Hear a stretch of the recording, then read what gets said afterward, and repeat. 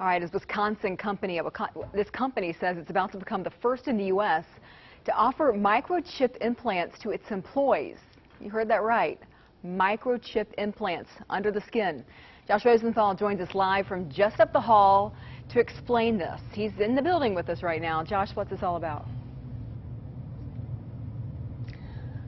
That's right. So, Lindsay, just outside of the studio here, we've got a few of these vending machines. Now, we all know how these work, right? You walk up, you put your dollar in, you get your bag of chips. Well, as I learned today, these machines are quickly becoming very old-fashioned, and in fact, just how old-fashioned may surprise you.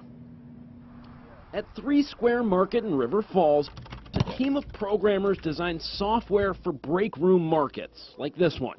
Believe it or not, this is the reason they're about to do this to more than 50 of their employees. It's the next thing that's inevitably going to happen, and we want to be a part of it. The concept is pretty simple.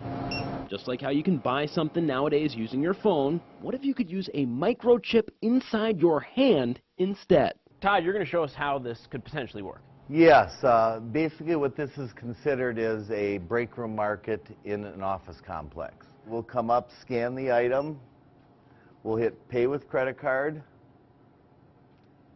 and it's asking to swipe my proximity payment now. I'll hold my hand up, just like the cell phone, and it will pay for my product.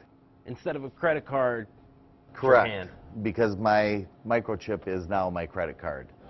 More than 50 3 Square Market employees are having them implanted starting next week. Not only can they buy stuff with them, they'll also be able to use the chips to get in the front door and log on to their computers. Each chip costs $300. The company's picking up the tab. The chip goes between your thumb and forefinger, and CEO Todd Westby says the data is both encrypted and secure. So if I'm one of your employees and I've got this chip in my hand, you won't know, hey, Josh is slacking off. I can tell because I'm reading this chip. No, there's no GPS tracking at all. Employees here aren't required to get the chip. One of the ones choosing to do so, however, just so happens to be former North Star player and current Edina hockey coach, Curt Giles. If somebody told you back in the day when you're flying around the ice playing for the North Stars that you're going to have a chip implanted in your hand, you're going to use it to pay for stuff, you're going to use it to get in and out of buildings, what would you have told that person?